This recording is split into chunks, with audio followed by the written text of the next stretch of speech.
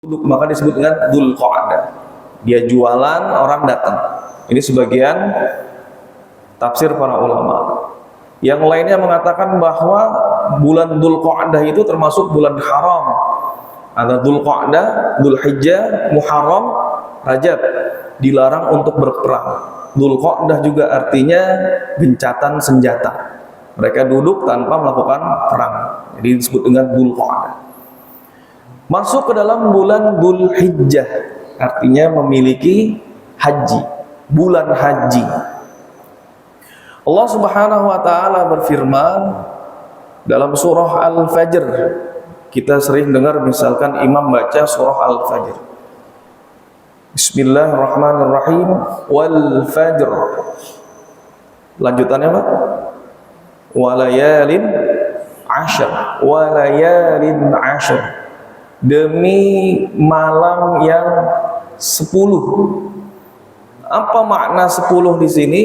Menurut tafsir Ibnu Katsir, walayalin, malam-malam yang 10 itu malam bulan Dzulhijjah. Walayalin asyar, malamnya bulan Dzulhijjah. Maka dalam riwayatnya dikatakan dari Ibnu Abbas, Rasulullah SAW bersabda, "Ma min ayyamil amalil salih." Tidak ada hari-hari yang amal soleh fiha ahabbu ilallah, di dalam bulan Dzulhijjah 10 hari tadi, min hadhil ayyam, daripada 10 hari pertama di bulan Dzulhijjah. Jadi tidak ada amalan yang paling disukai Allah 10 hari kecuali di 10 hari di bulan Dzulhijjah. Nah, ini lebih dicintai daripada seluruh amalan-amalan. Ini kata Ibnu Abbas sebagaimana sabda Rasulullah. Kemudian para sahabat bertanya, "Walal jihad fi sabilillah ya Rasulullah?" Bahkan dengan berjihad di jalan Allah, fi sabilillah, apakah amalannya masih kalah dengan amalan soleh di bulan Dzulhijjah 10 hari itu? Apa kata Rasulullah?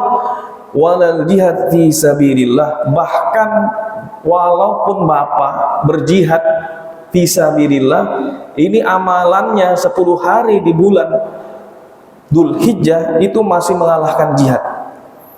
Nah, cuman kalau mau mengalahkan amalan 10 hari di bulan Dzulhijjah ini ada, kata Rasulullah, illa rajulun kharaja bi nafsihi wa malihi thumma lam yarji' min dzalika bi syai'. Syaratnya ada satu amalan yang bisa mengalahkan 10 hari di bulan Dzulhijjah. Apa amalannya? Yaitu seorang laki-laki yang keluar jihad fisabilillah, mengorbankan dirinya dan hartanya, kemudian tidak kembali pulang. Lam yarji' min dzalika bi syai'. Jadi hartanya habis, kudanya selesai dibawa mati, kemudian bapak yang berperang nggak balik lagi, Pak. Artinya terbunuh di jalan Allah, baru itu kata Rasulullah bisa mengalahkan 10 hari amalan di dalam bulan Dzulhijjah. Apa maknanya? Artinya Allah Subhanahu wa taala ketika bersumpah dengan walayalin ashr, itu tandanya 10 hari di dalam bulan Dzulhijjah ini memiliki kekhususan tertentu. Ketika Allah Subhanahu wa taala bersumpah dengan nama wadduha atau walaili idza saja wasyamsi wadduhaha atau walayalin ashr, itu maknanya 10 hari ini memiliki amalan-amalan khusus yang ketika kita amalkan mengalahkan amalan-amalan yang lainnya. Artinya secara afdhaliyah, secara keutamaan lebih utama. Apa amalan-amalannya? Yang pertama, wa minhu shaumul ayyami tis'ah min awalil Dzulhijjah. Jadi yang pertama puasa di bulan Dzulhijjah. Kita puasa biasanya bulan Dzulhijjah itu tanggal berapa? Tanggal 8, hari Tarwiyah tanggal 9, hari Arafah. Tapi Rasulullah SAW bukan hanya sekedar puasa di tanggal 8 dan tanggal 9. Rasulullah itu puasanya 9 hari dari tanggal 1 Dzulhijjah sampai tanggal 9 Dzulhijjah, Pak. Bahkan dikatakan dalam Syarhus Sahih Muslim, Imam An-Nawawi mengatakan bal yustahabbu jiddan. Ini sangat disunahkan sekali. Nah, kalau ada bahasanya bahasa jiddan itu, ini artinya banget, sunah banget. Antusoma hadhil ayyam fa inna shoma min afdhalil a'mal. Nah, jadi disunahkan 9 hari di bulan Dzulhijjah. Mulai sekarang tanggal 26 atau 25 Dzulhijjah, 5 hari lagi. Ancang-ancang tanggal 1 itu sama kayaknya kalau nggak salah. Tanggal 1 Dzulhijjah juga itu. 1 Juli ya. Bulan depan gitu. Nah, mulai dari awal Dzulhijjah sampai tanggal 9.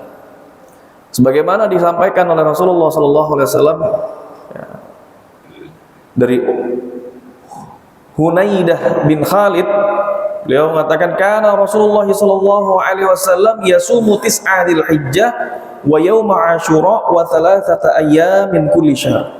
Jadi Rasulullah itu puasa 9 hari di bulan Dzulhijjah.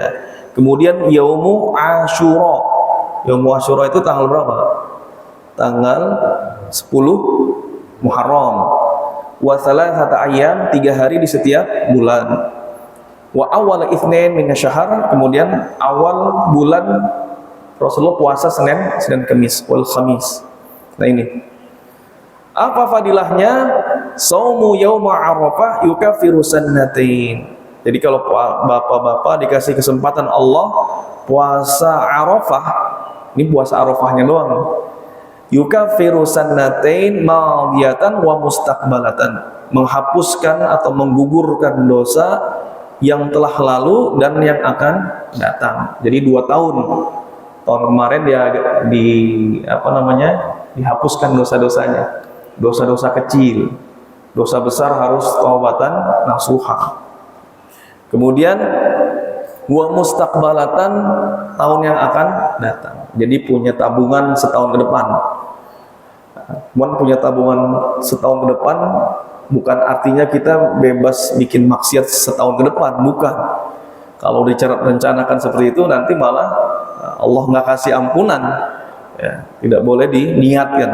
Wa shaumu yaum Asyura, kemudian puasa Asyura 10 Muharram itu yukaffiru sannatan madiyatan, menghapuskan dosa setahun yang telah lalu.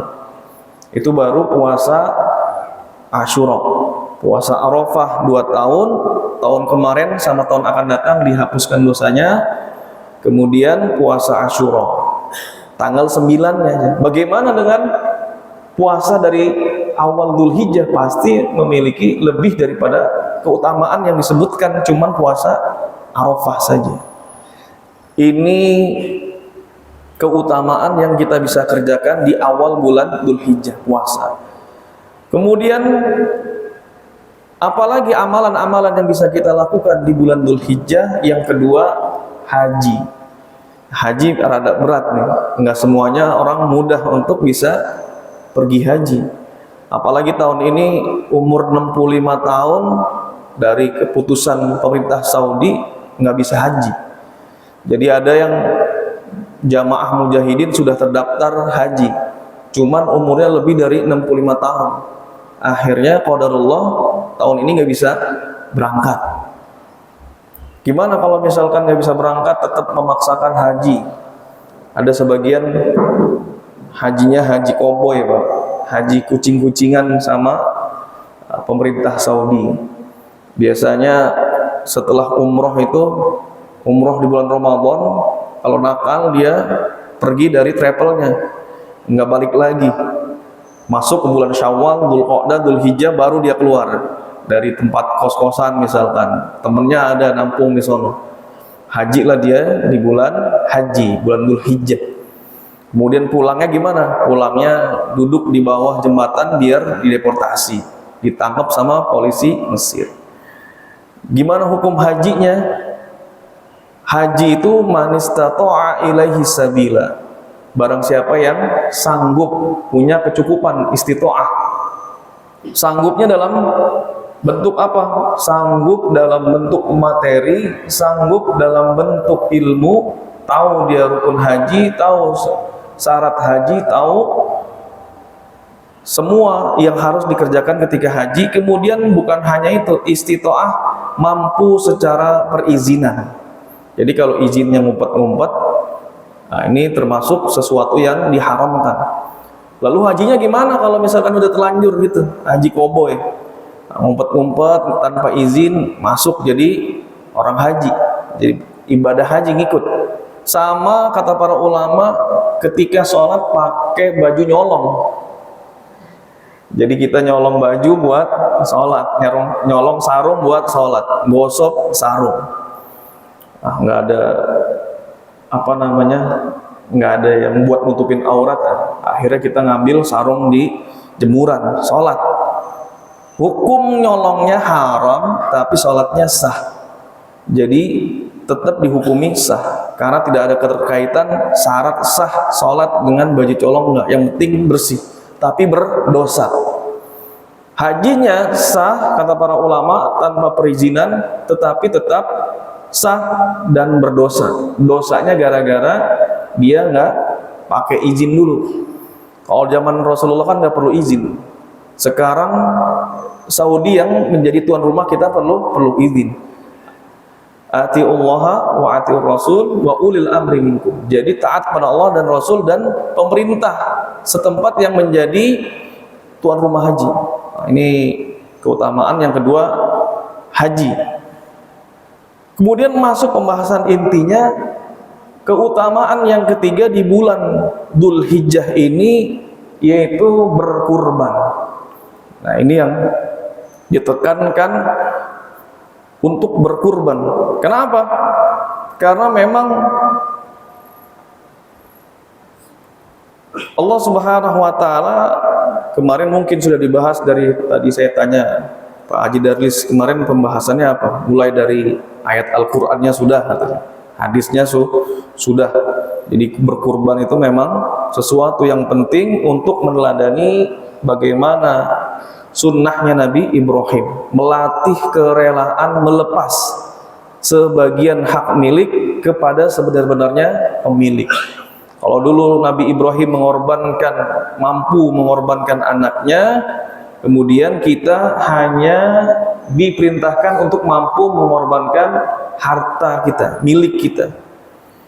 Siapa yang dianggap mampu berkorban? Kita bertanya-tanya, kira-kira saya termasuk orang yang mampu berkorban atau tidak? Karena kalau misalkan kita mampu berkorban, kemudian kita nggak berkorban, kata Rasulullah, jangan mendekati masjid kami. Artinya berkurban ini sunnah yang ditekankan benar-benar. Kira-kira Bapak dianggap mampu berkurban atau memang tidak mampu? Maka menurut Wahbah Zuhaili, orang yang mampu berkurban itu adalah orang yang mampu mencukupi dirinya, keluarganya, makan dan minum, artinya menafkahi istri, anak, dirinya, makan dan minum pada hari raya berkurban dan hari tasyrik. Berarti ketika tanggal 10, 11, 12, 13, 4 hari berarti Bapak memiliki kemampuan untuk memberi nafkah makan, minum, mencukupi nafkahnya. Kemudian ada uang untuk berkorban. Di Muhajirin kambing berapa? 3 juta Pak ya? 3 juta. Kepanitiaan 100.000. Makan untuk anak istri 4 hari kira-kira berapa tuh? 3 juta. 300.000 lah cukup ya? 300.000 atau 400.000. Makan selama 4 hari. Sehari 100.000 misalkan untuk 3-4 orang keluarga. 400.000 berarti 3.500.000 itu sudah dianggap mampu. Sudah dianggap mampu untuk berkurban, punya uang tabungan segitu. Apalagi misalkan 5 juta, punya dana lebih, bisa mencukupi makan dan minum, selama itu dianggap mampu. Sebagian mengatakan para ulama yang mampu itu sesuai dengan nisab zakat. berarti 85 gram. Bapak punya tabungan segitu baru dianggap mampu. 85 gram ini berarti sekitar 85 juta tabungannya. Jadi para ulama mengatakan sebagian nisab dianggap mampu tuh ya kaya. Tapi kalau misalkan dalam jangka waktu 4 hari 5 hari itu punya duit sekitar 5 jutaan dan ada niat untuk berkorban, sudah dianggap mampu. Kemudian yang utama di bulan Dzulhijjah yang perlu kita lakukan ini berzikir. Berzikir banyak, tambah lagi zikirnya. Salatnya ditambah lagi, sebagaimana perintah Allah Subhanahu wa taala, fasholli li rabbika wanhar. Salatlah engkau, ini artinya sebagian mengatakan perbanyak salat sunnah. Fasholli li rabbika, kepada Tuhanmu, wanhar, dan menyembelih kurban. Hati-hati cara baca fasholli li rabbika wanhar. Ada yang bacanya misalkan Bapak baca surah Al-Kautsar, bacanya pakai H besar apa H kecil kira-kira? Wanhar apa wanhar? Pak Haji pakai apa Pak Haji? H kecil, H besar? H kecil. Ya. Kalau H besar beda arti nantinya. Wa ammasaila fala tanhar. Adapun terhadap orang yang meminta-minta, janganlah kamu tanhar, mencaci maki. Wanhar, caci makilah, imperatif. Kalimat perintah wanhar, caci maki. Kalau ada orang baca fasholli li rabbika wanhar, maka salatlah menyembah Rabbmu dan caci makilah. Siapa yang dicaci maki?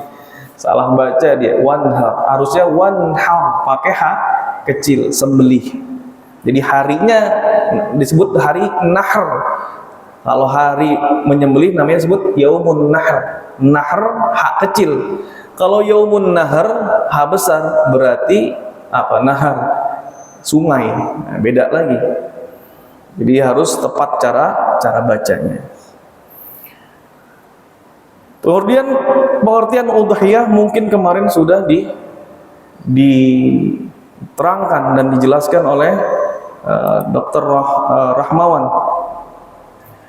Bagaimana hukum patungan kurbannya? Hukum patungan kurban sudah dibahas Pak Haji ya? Belum ya? Ya. Bagaimana tajayyu syatu an wahid, yang namanya kambing itu harus disembelih atas nama satu orang. Wala tuji an aktsari min wahid, tidak sah kalau atas nama lebih dari satu orang. Saya mau nyembelih kambing tahun ini. Nah, bapaknya punya modal 2 juta. Kemudian kata anaknya, saya tambahin dah 1 juta. Kata istrinya, saya tambahin 1 juta. Jadi ada duit 4 juta. Sah nggak kurbannya Pak? Kurbannya sah apa nggak kira-kira? Enggak. Kurbannya tetap sah. Jadi yang penting atas nama bapaknya yang berkurban, bukan 4-4-nya atau 3-3-nya. Yang duitnya serahkan kepada ayahnya. Ini Pak, tambahan buat ayah. Kata anaknya, ini buat ayah. Kata istrinya, ini buat ayah. Jadi istri sama anak nambahin sama ke bapaknya. Bapaknya yang berkurban, jadi atas nama bapak. Pahalanya buat siapa? Buat dia dan keluarganya. Karena dalam madhab Syafi'i, yang namanya berkurban, pertama hukumnya sunnah muakkadah atau sunnah ain, kesunahan untuk seluruh umat. Ini sunnahnya sunnah ain. Tetapi ketika kita sudah berkeluarga, punya anak, punya istri, maka sunnahnya berubah menjadi sunnah kifayah. Bapak mungkin baru dengar istilah sunnah kifayah. Kalau fardu kifayah sering. Salat apa yang fardu kifayah? Salat jenazah, salat mayit. Apa artinya? Kalau bapak ngerjain salat jenazah, kemudian tetangga nggak ikut salat jenazah, dosa nggak?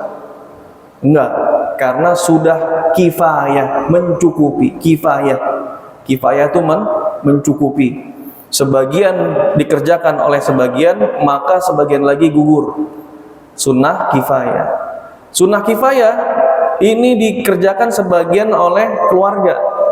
Tahun ini bapaknya, tahun depan anaknya, misalkan tahun depan istrinya, maka gugur sudah kesunahan buat yang lainnya. Cukup satu, ini namanya sunnah kifayah. Terus gimana kalau mau kurban juga yang lainnya, anak, istri, ayahnya, itu lebih afdol, maka dikatakan hasan, lebih baik.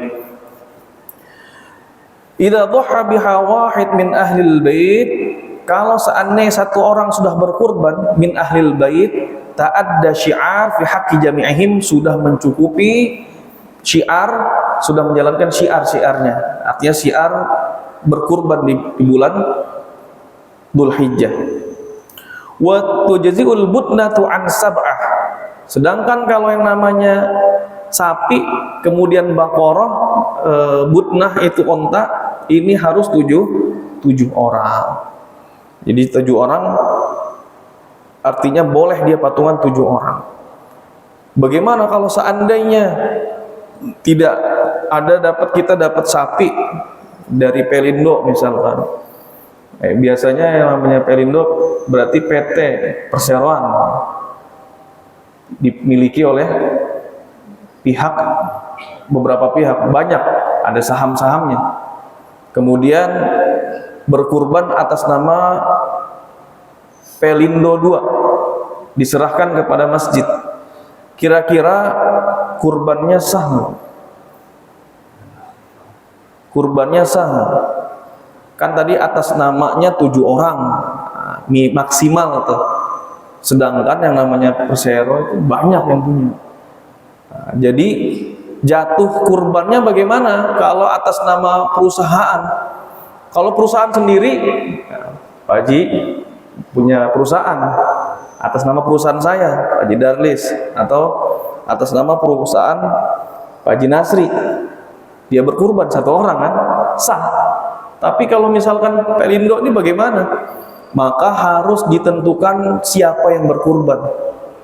Yang berkurban siapa? Tahun ini terpilihlah misalkan dari 70 hewan kurban yang diberikan Pelindo, berarti ada nama 490 orang karyawan.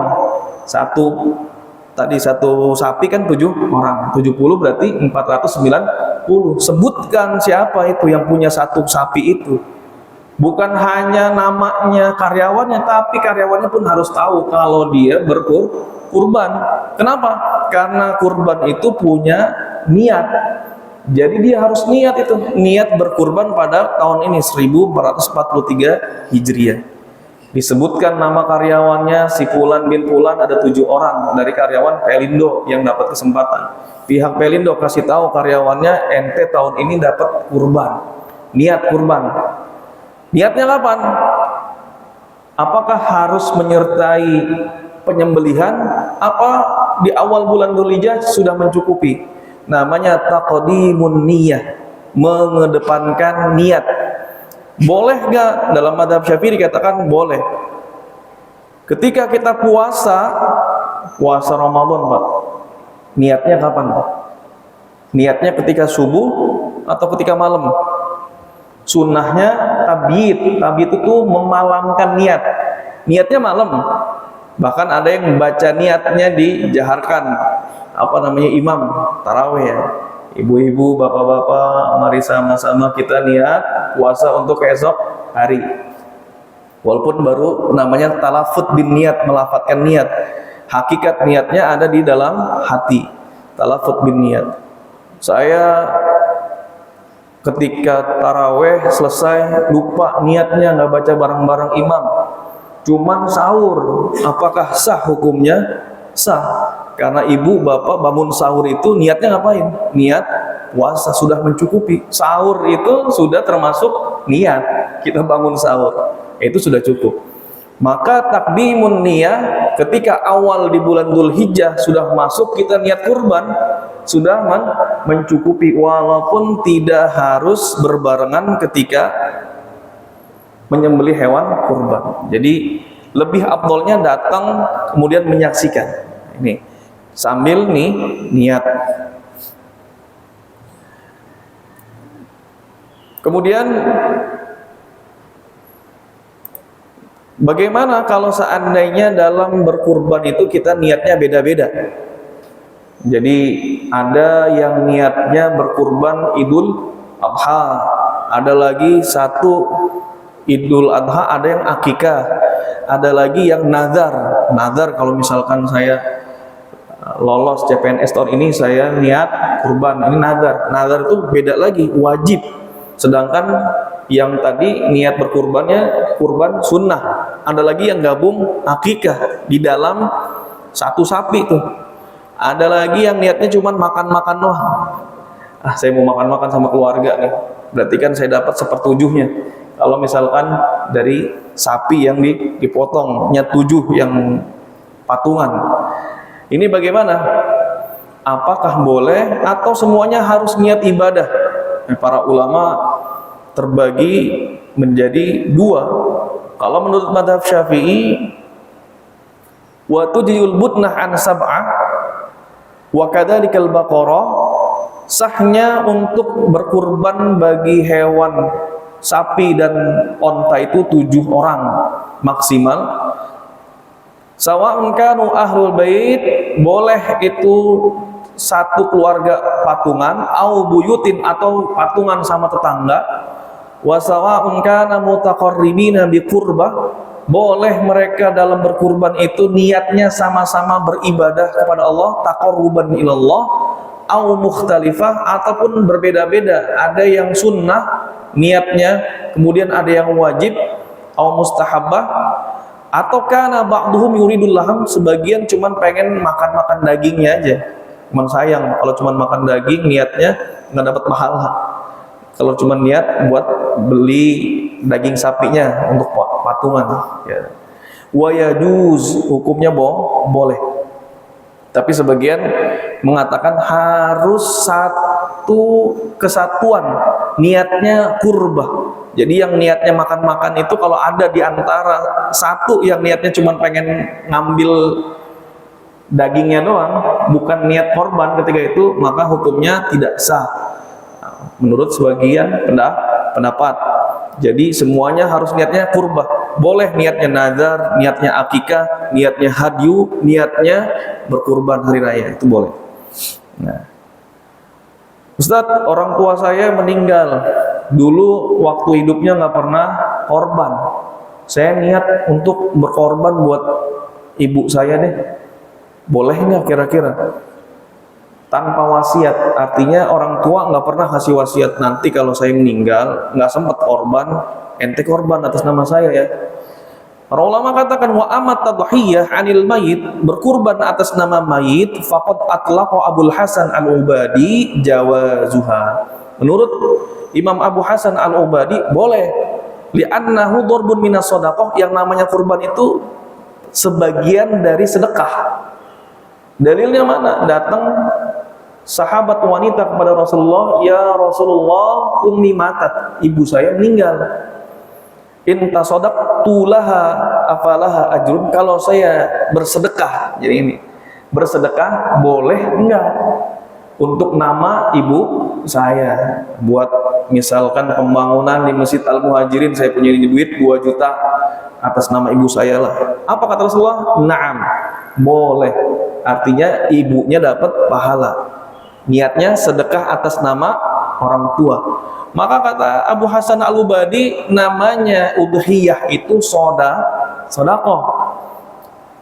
Kemudian menurut para ulama yang lainnya, Al-Bughawi, bukan, la tasihhu tadhiyah, tidak sah tadhiyah itu anil mayyit, nggak boleh kita berudhiyah, berkurban atas nama mayit, illa, kecuali an yusobiha, ada wasiat sebelumnya.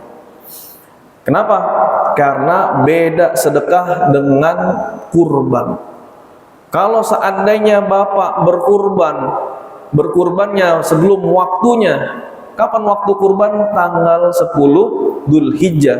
Kapan tepatnya? Setelah syuruk. Syuruk itu kapan? Syuruk itu sekarang jam 6. Kemudian ada kadarnya setelah sholat 2 rakaat Idul Adha dan ditambah dengan 2 khutbah. Dua khutbah berapa menit? Anggaplah minimalnya 15 menit atau 10 menit. Sholatnya 10 menit, kemudian khutbahnya 20 menit. Artinya sekitar 30 menit setelah syuruk. 20 sampai 30 menit setelah syuruk, itulah waktu berkurban. Karena yang namanya kurban itu asyatul ladzi tudbah duhwatan, kambing yang disembelih waktu duha, waktu duha. Tiba-tiba kita nyembelih kambing ini sebelum jam 6 pada tanggal 10 Dzulhijjah, maka jatuhnya bukan kurban tapi sedekah. Apa bedanya sedekah sama hewan kurban? Yang namanya hewan kurban itu punya kriteria khusus. Pertama, niat. Kemudian nanti pembagiannya. Sepertiga disunahkan untuk kita, sepertiga buat orang miskin, sepertiga buat orang kaya, boleh. Karena dibagikan kepada al-qani' wal mu'tar. Qani itu artinya orang yang qanaah. Maksudnya, tafsirnya orang yang nggak minta-minta. Siapa orang yang nggak minta-minta? Tetangga kita yang udah berkecukupan, kasih juga. Wal mu'tar, orang yang minta-minta. Siapa? Orang yang fakir. Jadi kurban itu dikasih sama orang fakir, dikasih juga sama orang yang kaya. Boleh. Kemudian tidak boleh memberikan sesuatu apapun dari hewan kurbannya buat tukang jagalnya. Siapa tukang jagal? Termasuk panitia. Panitia misalkan bantu memelihara, kemudian bantu menyembelih, kemudian membantu lagi apa? Mendistribusikannya. Termasuk di dalamnya menjagal juga, ya, nyembelihin juga. Maka tidak boleh memberikan sesuatu, kata Rasulullah, sebagaimana yang diriwayatkan Ali bin Abi Thalib diperintahkan menyembelih hewan Rasulullah.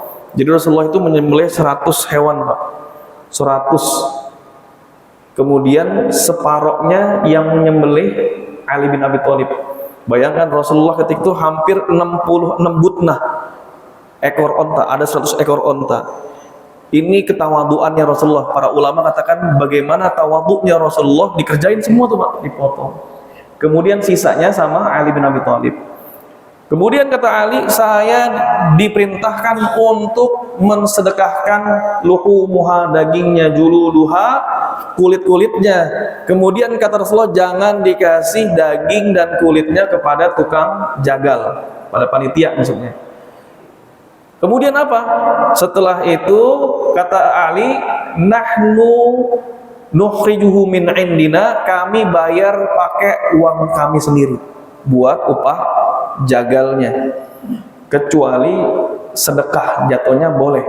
Artinya kalau misalkan kita ngasih tukang jagal upah lewat kulit atau kepalanya, itu batal, udhiyahnya batal. Jadi beda ya, sedekah sama udhiyah itu punya perbedaan. Kalau kita sedekah, kita tanpa harus hari raya kita kasih itu kepalanya buat upah, itu boleh. Tapi kalau misalkan kurban tidak boleh. Lah terus gimana panitia? Maka panitia mendapat sedekah. Siapa yang mendapat sedekah? Nggak boleh nih orang kaya dapat sedekah. Yang namanya sedekah itu dikasih siapa? Orang fakir, mustahiknya yang berhak. Di antara panitia ada yang tidak berkecukupan. Siapa mereka yang tidak berkecukupan? Yang tiap bulannya dia punya gaji tapi tidak mencukupi separuh kebutuhannya. Kebutuhannya 4 juta, anak, istri, misalnya sama dia punya gaji cuma 2 juta, maka kategori miskin, mencukupi setengah kebutuhannya. Di bawah itu satpam 1,5 atau 1,1 berarti fakir. Artinya dia termasuk fakir, berhak dia dapat sedekahnya kurban tadi, kulitnya boleh disedekahin ke dia. Termasuk dia ternyata panitia kasih ke dia. Apa bedanya sedekah dengan hadiah? Sedekah itu artinya tamlikut tam, kepemilikan secara sempurna. Ketika diberikan oleh fakir, maka orang fakir tadi boleh makan dagingnya, boleh dia kasih lagi atau dia jual, itu boleh. Karena yang namanya fakir itu apa? Fakir itu dia memiliki kepemilikan dagingnya secara sempurna. Jadi beda, Pak. Walil fakir at-tasarruf fil ma'khud. walau binahwil bai' muslim, dijual lagi sama orang yang fakir itu boleh. Lah terus kalau kita ngasih sedekah, ngasih bukan sedekah, hadiah. Hadiah artinya tadi sama siapa? Orang kaya. Gimana kalau misalkan kita kasih nih, kita yang berkurban, Pak Haji kata pengkurbannya sama panitia, nanti kepalanya tolong ya dikasih ke Haji Nasri, kaya kan, artinya sudah mencukupi kebutuhannya, ini termasuk ghani. Sama Pak Haji Nasri nggak boleh dijual itu. Hadiah boleh, artinya tidak boleh menjadi bahan konsumtif. Dikasih ke sesepuh di sini atau tokoh masyarakat sini, saya kasihlah buat jalin hubungan ukhuwah, kerabatan. Maka hukumnya tidak boleh dijual lagi kalau dikasih ke orang kaya. Nah, dalam penjelasannya dalam kitab Tuhfah Nihayah, bi khilafil ghani, beda kalau kita kasih daging kurban kepada orang kaya, falaisa lahu nahwal bai', maka mereka tidak boleh menjualnya kembali, harus dimakan dagingnya. Jadi gitu Pak. Kalau mau dikasih hadiah ke orang lain juga boleh, tapi tidak boleh dijual. Ini bedanya, maka harus dibedakan nanti. Panitia itu ada yang kaya, ada yang miskin. Siapa yang kurang mampu itu yang dikasih ke mereka. Kemudian permasalahannya lagi ketika akad kurban. Akad kurban ini biasanya orang-orang menyangkanya udah kayak zakat. Kalau orang zakat itu harta aneh terserah dan lu bagiin ke siapa aja boleh. Sebagian nanti para panitia menganggap bahwa kami ini amil zakat. Amil zakat punya hak 1/8. Karena kita yang menyalurkan, kita berhak dong untuk kita ambil dulu. Padahal tadi gimana hukumnya? Hukumnya terlarang mengambil jatah hewan kurban atas nama upah. Tetapi kata Imam An-Nawawi Al-Bantani, kalau atas nama hadiah boleh, atau sebagian atas nama sedekah boleh. Terus bagaimana Ustaz? Sekarang kalau orang yang namanya kurban itu kan biasanya diserahkan oleh panitia. Maka di sini ada nama istilahnya dalam fikih, akadnya akad wakalah. Apa wakalah? Mewakilkan sesuatu. Al-wakil yaqumu maqamal muwakkil. Panitia atau wakil itu menduduki posisinya yang memberikan perwakilan, yaitu mudhohi, orang yang berkurban. Maka berhak untuk mendistribusikan ke siapa aja karena sudah diwakilkan. Nanti panitia hitung-hitung dari RT-nya sekian, RT 1, RT 2, RT 3, RW ngasih nih orang-orang fakir. Udah, nggak apa-apa. Panitia boleh mendistribusikan ke siapa saja karena sudah diwakilkan. Cuman tatkala mudhohi, orang yang berkurban ini minta jatah, kadang-kadang panitia nggak ngebolehin. Saya minta dong pahanya ya. Padahal yang menentukan pembagiannya siapa? Awalnya itu adalah mudhohi, pengkurban. Kemudian wakil atau panitia cuman disuruh mewakilkan dirinya. Bapak Haji Darlis nyuruh marbot beli nasi bungkus 10, tolong 10 bungkus ke nasi Padang. Nanti 4 bungkusnya tolong kasih ke satpam ya. 3 bungkusnya kasih teman-teman lah di sini. 3 bungkusnya saya. Diwakilkan kepada marbot untuk beli nasi bungkus. Kata marbotnya bilang 3 bungkusnya nggak boleh buat Pak Haji, buat saya aja lah sama teman-teman semua, jadi 6 bungkus. Kira-kira bisa nggak begitu? Nggak bisa dia nawar begitu. Orang saya yang punya. Begitu juga dengan hewan kurban, saya yang punya, saya yang menentukan. Aslinya kan begitu. Ketika dia minta, nanti saya pahanya buat saya ya. Kalau kata panitia banyak permintaannya ini, mau kurban sembelih aja dah sendiri dah. Nggak bisa begitu. Kita sudah mewakilkan untuk menyembelih. Kemudian ada namanya ujrohnya, upahnya, tambahannya. Berapa? 300.000 buat kambing, 1 juta buat sapi. Itu ujroh.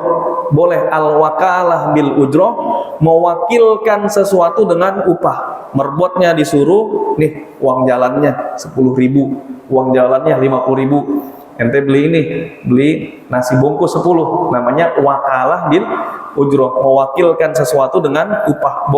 Boleh dalam fikihnya. Makanya ada ujrohnya, mukafaannya, uang administrasinya, tambahannya, beli plastiknya, buat yang jagalnya, buat pemeliharaannya, buat distribusinya orang jalan, ada tambahan. Ini boleh. Cuman yang harus dipahami oleh panitia, ketika dia menjadi panitia, dia tidak dapat upah dari kambing atau sapi yang dikorbankan. Nggak boleh dapat upah dari sana. Apa indikasi upahnya? Ngambil lebih, dibagi rata, tiba-tiba ngerasa panitia ambil lebih, ambil dikit, taruh di sini, yang lainnya 5 kilo, dia 10 kilo. Nah, kira-kira hukumnya bagaimana kalau dia ngerasa bahwa ini upah saya, padahal upah lewat hewan kurban itu tidak boleh? Maka hukum dagingnya haram, dagingnya haram dia. Indikasinya apa? Karena dia ngambil lebih. Karena ngambil lebih apa? Ngerasa haknya dia, ngerasa haknya dia, padahal tidak boleh mengupahi. Terus bagaimana solusinya? Solusinya ketika berakad kepada pengkurban, nanti kita tanyakan kepada pengkurban, ini bolehkah disedekahkan nanti atau dihibahkan kepada panitia lebihnya? Oh nggak apa-apa, kata yang kurbannya, silakan, nggak apa-apa, saya hibahkan pada orang kaya atau hadiah tadi, atau sedekahkan nanti kepada panitia. Ngerasa mungkin nanti panitia lebih capek nih motongnya, ngulitinnya, jadi ada akad yang jelas kepada pengkurban. Walaupun kita sudah sebagai wakil, artinya boleh mendistribusikan kepada siapa. Beda sedekah, beda hadiah. Hadiah kira-kira bisa dituntut nggak Pak? Itu hadiah saya nih, hadiah hewan daging kurban saya. Nggak bisa hadiah dituntut. Hadiah itu terserah mau ngasihnya berapa, nggak dikasih juga terserah saya, nggak saya hadiahin, ini daging. Sedekah juga tidak bisa dituntut. Kalau ada nuntut, berarti dia ngerasa bahwa itu adalah upah. Upah itu boleh dituntut. Nah bedanya gitu tadi. Sedekah, hadiah boleh. Jadi nanti si pengkurban saya sedekahkan, nanti sisanya atau lebihnya kepada panitia, nggak apa-apa. Atau nggak ada kesepakatan antara pengkurban dengan panitia, berarti solusi di antara yang lainnya, di antara panitia ada yang korban kambing, kata panitia ini korban saya buat panitia yang lain, jadi nanti makannya dari hewan kurban panitia lagi. Pak Haji Darlis hewan kambing, saya sedekah buat panitia, itu boleh, jadi nggak ngambil. Atau ada hewan sedekah, bukan hewan kurban, hewan sedekah dari mana? Dari PT yang tidak ada nama karyawannya yang bersedekah, atas nama PT aja. Secara hukum fikih PT ini tidak bisa bersedekah hewan kurban, nggak bisa, karena nama kepemilikannya tidak jelas. Jatuhnya berubah turun menjadi hewan sedekah. Itu yang dibagi buat panitia. Misalkan ini nih ada hewan nggak ada kepemilikan atas 7 nama, boleh dibagikan ke panitia. Ini permasalahan panitia ketika udhiyah, sembelihan kurban. Masih banyak permasalahan kontemporer yang mungkin perlu kita bahas, namun karena waktunya sudah masuk pukul 6 kurang 5 menit, kami persilahkan kepada para jamaah yang ingin bertanya atau menambahkan, kami persilahkan. Ya, kalau tidak ya cukup. Pak Haji.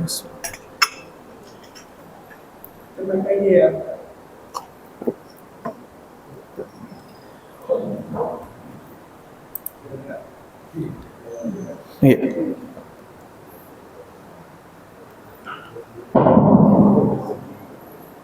Bismillahirrahmanirrahim. Assalamualaikum warahmatullahi wabarakatuh. Waalaikumsalam warahmatullahi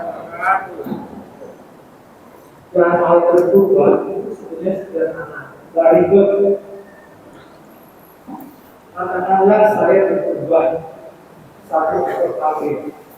Sepertiga dari satu kambing itu adalah hak saya. Saya ambil sepertiganya, yaitu paham belakang. 2/3-nya itu diserahkan kepada fakir miskin.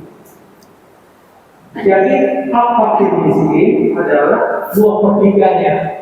Kalau seandainya saya memberikan hadiah kepada Pak Nasri, itu berarti yang sepertiga saya itu, yang punya hak saya itu, saya berikan kepada Pak Haji Nasri, bukan dari yang 2/3. Jadi sama sederhana sebelum berkorban ini. Karena biasanya banyak chaos terbalau, di mana yang sepertiga sama 2/3 itu kacau. Padahal yang harus kita berikan itu yang untuk hadiah di Nasir itu adalah yang sepertiga dari hak saya, yang 2/3 untuk pakai Nasir itu tidak boleh dikasih pada di Nasir, tidak boleh. Yang saya berikan oleh Nasir adalah sepertiga dari milik saya, hadiah. Saya kasih berikan kepada Pak Jokowi itu boleh, yang sepertiga itu. Kira sederhana aja pembagian masa pendistribusian hewan kurban ini. Dari itu sederhana. Wassalamualaikum warahmatullahi wabarakatuh. Waalaikumsalam. Iya. Masalah pembagian hewan kurban tadi disampaikan oleh Pak Siregar. Beliau katakan sepertiganya ini punya saya, 2/3-nya fakir miskin. Nah, kita kembali merujuk kepada perkataan ulama, bukan pendapat sendiri. Maka akan kami bacakan pendapat para ulama, bukan pendapat sendiri. Kenapa? Karena para ulama ini rujukan kita. Berbahaya kalau kita mengambil pendapat sendiri. Ada tingkatan ulama itu mujtahid mutlak, seperti Imam Abu Hanifah, Imam Malik, Imam Syafi'i, Imam Ahmad. Mereka rujukan kita yang memiliki minimal situ mi'ati alfan hadisan, 600.000 hadis untuk mengambil sebuah keputusan daripada hadis itu sendiri. Iqbal Mubarak berapa? 1000 juga nyampe, nggak bisa mengambil keputusan pendapat. Jadi bukan pendapat pribadi, pendapat para ulama. Gimana pendapat para ulama mengenai pembagian dari hewan kurban? Berapa hak saya si pengkurban? Kemudian berapa hak fakir miskin? Ahaduhuma, yang pertama, yajuzu aklal jami. Ini pendapat Imam Syafi'i ketika masih di Baghdad. Baghdad itu berarti pendapat Imam Syafi'i qaulul qadim, pendapat lamanya. Boleh bapak makan semuanya, aklal jami. Kemudian ya, wa idza akalal jami, bapak kurban semuanya, nggak dikasih ke siapa-siapa, fa faidatul udhiyah, maka sudah dikatakan hewan kurbannya mencukupi tanpa disedekahkan, boleh. Pendapat Imam Syafi'i ketika beliau masih di Baghdad. Kemudian beliau berpendapat lagi ketika di Mesir, artinya qaulul jadid. Beliau mengatakan apa? Ini yang disampaikan tadi oleh Pak Haji. Disunnahkan, bahasanya sunnah, bukan diwajibkan. Disunnahkan sepertiga buat dirinya, wa thulutsain, 2/3-nya diberikan kepada al-qani' wal mu'tar, orang kaya, orang miskin, sepertiga buat dirinya. Orang kaya berapa? Sepertiga, terserah. Itu sunnah, Mak, bukan sebuah kewajiban. Ya, ini pertama harus dipahami, bukan kewajiban. Wajibnya itu apa kata para ulama? Wal qaulu tsani qaulu jumhur ashabinal mutaqaddimin, yaitu mayoritas ulama mengatakan bahwa yajibut tasadduq bi syai'in yutlaqu 'alaihil ism, wajib bersedekah dari hewan kurban. Yutlaqu 'alaihil ism, walaupun hanya namanya sekedar sedekah. Berapa yang namanya sekedar sedekah? Kata para ulama minimal 1 uqiyah. 1 uqiyah itu berapa? 1 uqiyah itu 200 gram. Bapak motong hewan kurban, kemudian cuman 200 gram yang disedekahkan saja sudah dianggap berkurban. Ini yang wajib, yatasaddaqu, yajibut tasadduq, wajib bersedekah atas nama urf, kebiasaan itu dianggap sedekah. Para ulama katakan berapa itu sedekahnya? Tadi 1 uqiyah atau minimal sekilo yang dianggap urf, kebiasaan setempat itu dianggap sedekah. Kalau 200 gram kan ngasih kayaknya kurang tepat, walaupun itu minimalnya. Jadi perlu diingat, wajibnya berapa? Wajibnya minimal disebut bisa sedekah sudah wajib.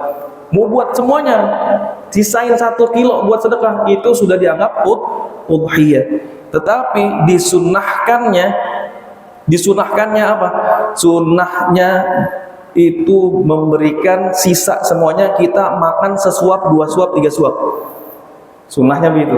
Kenapa? Karena Nabi nyerahin semuanya. Dari 100 itu Nabi cuman makan beberapa, enggak sepertiga. Nabi itu cuman makan pahanya, kakinya. Yang disedekahin berapa? 166. Jadi Nabi itu kalau dibilang sepertiga harusnya makan berapa? 33. Enggak, Nabi kasih semuanya. Jadi harus dipahami wajibnya berapa, bagian kita berapa, justru hampir semuanya. Sedekahnya sekian, tetapi sunnah, kata Imam Syafi'i sebagaimana merujuk pada hadis, sunnah 1/3 kita makan, 2/3 buat orang kaya dan orang fakir. Pembagiannya sulus buat li ahliha, untuk para ahlinya. Jadi yang perlu dipahami, memahami sesuatu berdasarkan pemahaman para ulama. Saya tidak memahami pemahaman saya sendiri, saya ambil keputusan maka tertolak hukumnya. Ini harus dipahami, karena para ulama lah orang-orang yang bisa memberikan, mengistimbat, mengkonklusikan sebuah hukum yang berada dalam Al-Quran, kemudian sunnah, kemudian ijma dan qiyas. Mereka tahu ijma konsensusnya, kemudian tahu analoginya. Nanti mereka yang tentukan bagaimana hasilnya, produk fikih itu dari mereka semua. Dan punya disiplin ilmunya. Untuk Al-Quran, untuk menyimpulkan sesuatu dari Al-Quran, mereka tahu harus tafsirnya, kemudian tahu nahwunya, tahu sorofnya, tahu balaghahnya, kemudian mereka tahu harus ada ilmu nasikh wal mansuh, mana saja ayat yang dihapus dan ayat yang menggantinya.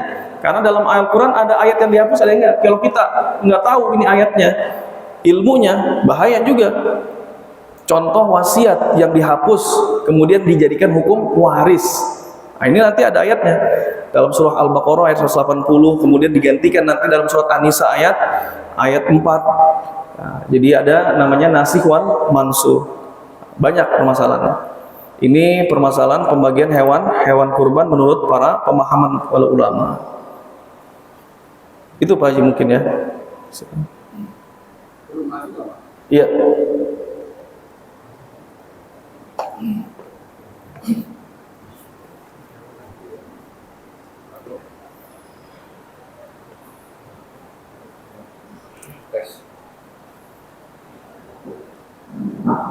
Assalamualaikum warahmatullahi wabarakatuh. Waalaikumsalam. Saya mau tanya masalah badal haji.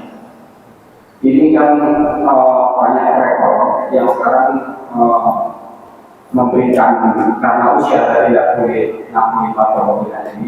Rekor itu memberikan bahwa badal haji itu 10 juta. Nah, kalau badal haji 10 juta kan tahapan haji ini kan banyak, dari kabain, dari tawaf, sa'i, dan umrah. Nah, saya mau tanya, tahapan yang dilakukan oleh rektor 10 juta yang kita serahkan pada kerja kan hanya melalui sertifikat. Apakah badal haji yang dilakukan oleh rektor itu juga melalui tahapan-tahapan sampai semua itu atau apa yang didoakan oleh yang bersangkutan.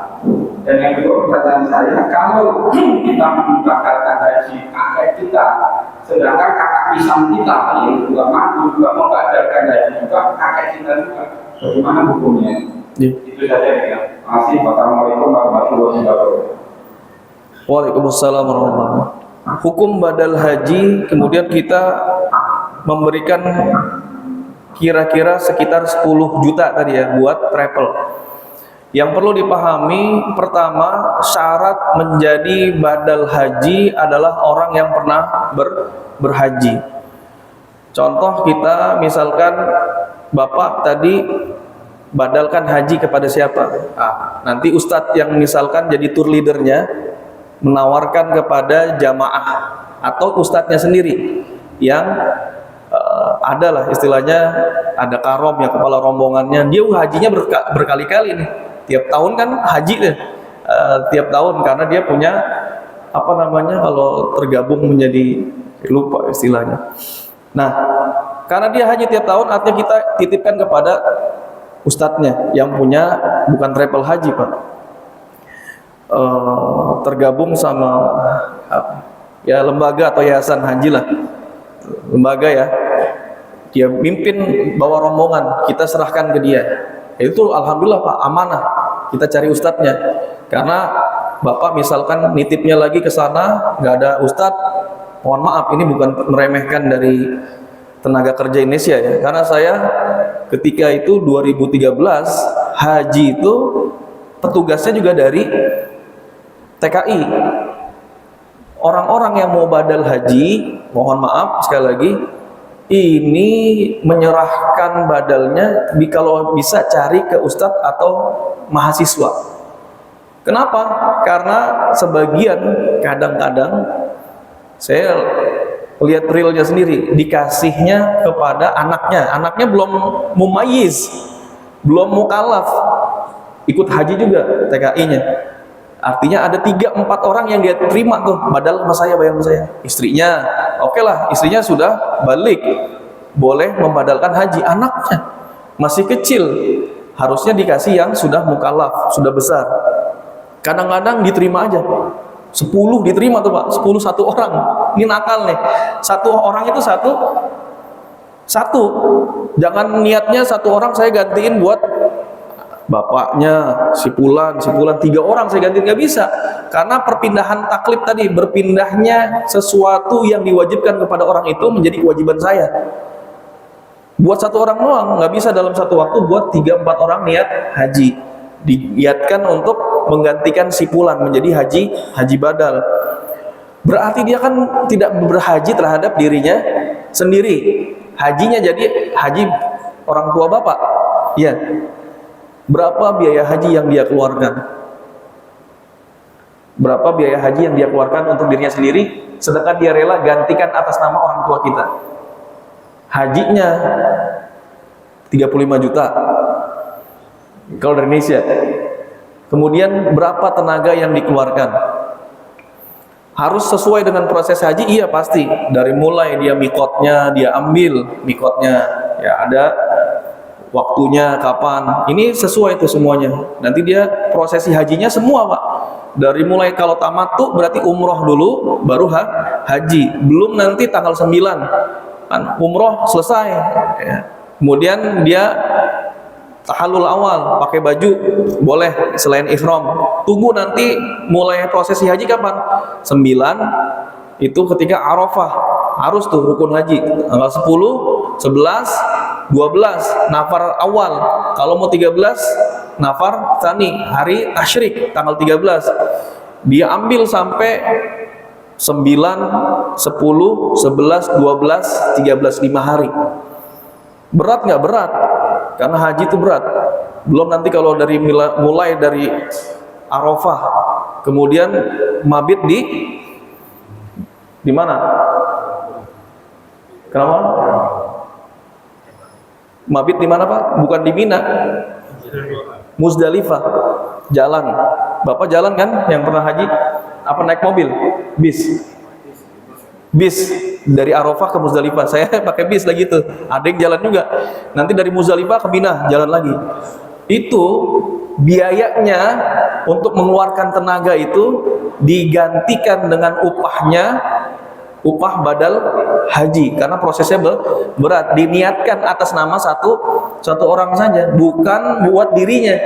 Ya pahalanya buat yang haji. Maka sudah sewajarnya memang itu diperbolehkan. Para ulama memang tadi mendeskripsikan upah badal haji. Nggak boleh ada upahnya. Ada yang mengatakan boleh ada upahnya. Upahnya artinya sesuai dengan apa? Dengan sesuatu yang dia keluarkan. Dari mulai proses awalnya, semua kan tadi capek tuh dan itu pakai uang dia, tapi atas namanya warga kita, jadi diperbolehkan dan itu mencukupi. Tapi selektif, cari mahasiswa ataupun ustadz tadi yang amanah. Takut nggak amanah, karena memang kejadiannya banyak yang nggak amanah, Pak. Bahkan kita di sana itu ribut sama, mohon maaf, tenaga kerja. Saya nggak sebutkan daerahnya. Kemudian ambil jamaah haji, Pak mau nyium Hajar Aswad, 2 orang itu mepet jamaah haji, dibawa sampai nyium Hajar Aswad, diminta 1.000 real. Orang mana? Orang Indonesia. Ini banyak. Kadang-kadang mereka pura-pura jadi petugas haji, pakai baju petugas. Nah, ini bahayanya seperti itu. Akhirnya nanti banyak terjadi penipuan juga dari jamaah Indonesia yang dilakukan oleh tenaga kerja. Ya nggak, walaupun nggak semuanya, ada yang tenaga kerja mereka itu lulusan pondok, itu juga banyak. Di sananya lulusan pondok, dan masya Allah saya juga bertemu dengan tenaga kerja Indonesia, saya nggak nyangka gitu, secara pengetahuan fikihnya itu mendalam juga, TKI, tapi masya Allah gitu, ada juga Pak. Jadi memang harus selektif gitu. Jadi Bapak tadi selektif, pilih siapa yang benar-benar kira-kira amanah menjalankan badal haji. Kemudian kalau dibadalkan 2 orang, dicari yang lain, kesian Pak. Jangan 2 orang ngebadalin hajinya, biayanya 10 juta, buat satu kan yang meninggal banyak. Yang belum haji dari keluarga Bapak banyak. Misalkan kakek-kakek kita belum haji, ini aja kasih badal hajinya buat kakek kita. Jangan tadi buat siapa? 2 orang membadalkan atas nama satu orang, sayang gitu. Jadi cari yang belum gitu. Itu lebih baik lagi. Gak apa-apa. Waduh, saya pengennya bapak saya gitu. Ya udah, saya duluan nih. Cari yang lainnya. Jatuhnya kan hajinya kedua sunnah, nggak perlu. Apalagi tidak ada wasiat untuk menghajikan, karena sudah gugur sebenarnya. Tapi kalau ada wasiat lebih wajib lagi untuk dikerjakan. Seperti itu, wallahu a'lam. Ya. Ini saja yang dapat kami sampaikan mengenai permasalahan kurban ketika nanti di Idul Adha. Ada beberapa permasalahan yang mungkin kita sampaikan di lain waktu, di antaranya apakah hukumnya sah menyembelih kurban yang kakinya patah, panitia misalkan kurang sabar, sepak kakinya patah. Kemudian bagaimana hukum hewan kurban yang kita tindik kupingnya, sedangkan dalam madhab Syafi'i yang namanya kuping kalau terputus ini walaupun sedikit sudah tidak sah. Ya, mungkin singkat aja ya. Iya. Saya tadi mau tanya soal sunnah kifayah. Jika tetap kita ubah, jadi ada kepala keluarga kalau ubah, dia mewakili anak-anaknya. Tingkat kekeluargaan itu bagaimana? Apakah misalnya anaknya sudah berkeluarga, ketika orang tuanya berubah, jadi berubah sudah terwakili oleh anaknya yang berubah. Itu yang pertama Ustaz. Yang kedua, soal ketika saya mungkin harus sepakat sama Pak Siregar tadi bahwa ternyata kurban itu setelah mendengar mulai dari Ustaz ini sebenarnya banyak garis-garis yang harus kita jalani. Salah satunya adalah akad ketika kita berkurban. Beberapa kali saya ini kurban, tapi tidak ada akad seperti itu. Artinya akad kepada panitia. Apakah itu jatuhnya saya kurban atau hanya sedekah? Ya. Yang pertama, ini permasalahan sunnah kifayah. Sampai batas manakah bagian anggota keluarga kita menjadi kifayah, menjadi cukup bagi kita untuk berkurban? maka kembalikan kepada hukum nafkah menafkahi. Dalam madhab Syafi'i, hukum nafkah itu aslun wa far'un. Aslun itu yang wajib kita nafkahi, aslun itu berarti asal, naik ke atas. Bapak, ibu.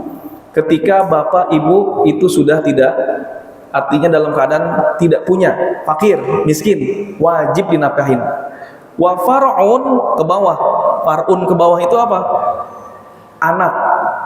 Anak yang mana yang wajib dinafkahi? Laki-laki, batasnya sampai balik.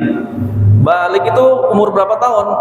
14 tahun masih wajib dinafkahi. Sampai mimpi. Ini wajib nih. Bagaimana hukumnya seorang anak yang sudah balik kemudian tidak mampu untuk menghidupi dirinya sendiri? Kebanyakan Indonesia gitu kan. 15 tahun masih tinggal sama orang tua, masih dinafkahi sama orang tua. Bahkan nanti nikahnya juga kalau fakir berarti orang tua masih wajib nafkah, bantu nikahnya anak walaupun sudah tua. Jadi yang menjadi kewajiban itu adalah anak ketika miskin masih menjadi tanggungan orang tua. Anak sudah balik kemudian punya harta bukan menjadi tanggungan orang tua. Dia berkurban, punya harta, wajib dia sendiri, sunnah dia sendiri. Tapi ketika dia umur 20, kehidupannya masih dicukupi sama orang tuanya, artinya nafkahnya masih menjadi tanggungan kewajiban orang tua karena nggak punya pekerjaan tetap. Nah, ini masih menjadi tanggungan orang tua. Tadi kan sunnah wajibnya ke bawah dan ke atas. Berarti tadi sunnah kifayah, mencukupi anak yang tidak mampu. Umur 15 punya usaha sendiri, ya dia sunnahnya sendiri untuk berkurban. Kenapa? Dianggap sudah mampu. Atau dia punya harta warisan dari ibunya meninggal, punya harta warisan dibagikan kepada anaknya laki-laki dan perempuan. Berarti secara materi ada kemampuan dan sudah balik, maka dia sunnahnya sendiri untuk mengeluarkan kurbannya. Jadi tergantung fakir atau tidaknya tadi. Kemudian yang kedua, gimana? Lupa. Bagaimana hukumnya panitia ketika melakukan akad kepada mudhahi pengkurban? Nggak ada akadnya nih. Apakah hukumnya sah? Hukumnya pertama dirinci. Ketika kita berkurban, kita menjadi muwakil, orang yang mewakilkan kepada panitia. Panitia itu sebagai wakil, artinya menjalankan apa yang menjadi kepentingan si muwakil. Muwakil niat berkurban terserah semuanya. Ini ada niatnya begitu, berarti ya bebas. Nanti didistribusikan sama si panitia mau ke siapa saja. Mau ke orang kaya boleh, karena kedudukan si wakil itu seperti muwakil. Boleh dia mendistribusikan tadi sepertiga buat orang fakir, sepertiga buat orang kaya, atau 2/3-nya buat siapa aja, atau tadi seluruhnya disedekahkan buat orang fakir semua, orang kayanya dikasih juga tuh. Itu sudah otoritas si panitia karena sudah diwakilkan tadi semuanya kepada panitia. Cuman permasalahannya ada di antara mudhahi pengkurban tidak tahu bahwa tidak boleh memberikan upah kepada panitia dari hewan kurban. Bukan pakai kalau upahnya lewat uang, kalau kata Sayyidina Ali, wa nukhrijuhu min indina, kami mengeluarkan upahnya dari harta kami. Harta tadi kapan dibayarkannya? 300.000 buat upahnya 1 juta buat sapi, itu nggak masalah, itu upah. Tapi dia menganggap bahwa upahnya dari hewan kurban itu yang nggak boleh. Bisa jadi tidak sah katanya. Tetapi itu dengan syarat memang ilmu. Kalau misalkan tadi tidak berilmu, ini dimaafkan sebelum dia berilmu. Makanya ibadah perlu ilmu. Jangan sampai bapak misalkan itu kok daging hewan kurban gua dibagi-bagi buat panitia, terus dia mikir ya udahlah itu upahnya aja lah, kasihan kan namanya panitia. Itu bahaya. Jadi kalau misalkan ya udah itu sedekah saya buat panitia, itu baru boleh. Nggak diakadkan tapi bapak niatin sedekah, itu boleh, lebih bagus lagi. Jadi panitia nggak perlu ribet-ribet minta akadnya. Dalam hati udah saya niatin lebihnya buat panitia, itu buat nggak apa-apa. Nah, itu boleh. Asal jangan niatnya niat upah. Ya, itu aja. Kalau misalkan diniatin upah, semuanya menjadi batal. Jatuhnya sedekah. Ini memang yang perlu diyakinkan itu adalah sebenarnya dari si mudhohi. Si panitia minta kejelasan aja sebenarnya. Jelasan, takutnya nggak tahu gitu. Kalau itu tadi lebihnya misalkan. Dan panitia juga kadang-kadang harus tahu. Lebihnya saya ini bukan hak saya untuk gara-gara capeknya saya. Karena kalau dia nuntut itu jatuhnya upah gitu. Tapi di awal sudah diingatkan, yaitu buat sedekahnya. Jadi tenang kita. Tenang buat panitia. Karena wakil itu boleh mendistribusikan sesuai dengan, kalau nggak ada akad yang jelas tadi mau ke siapa aja. Wakil namanya juga. Dalam istilah kaidahnya, al-wakilu yaqumu maqamal muwakkil. Seorang wakil, di sini panitia, seorang panitia itu menduduki makom, derajat atau posisi muwakil. Siapa muwakil? Yang berkurban. Jadi posisinya ditempati oleh panitia. Wallahu a'lam. Ya, ini saja mungkin ya Pak kami sampaikan. Kurang lebihnya mohon maaf atas segala kekurangan dan kekhilafan. Untuk kesemuanya majelis ini, mari sama-sama kita tutup dengan doa kafar majelis. Subhanakallahumma wa bihamdika asyhadu an la ilaha illa anta astaghfiruka wa atubu ilaik. Assalamualaikum warahmatullahi wabarakatuh.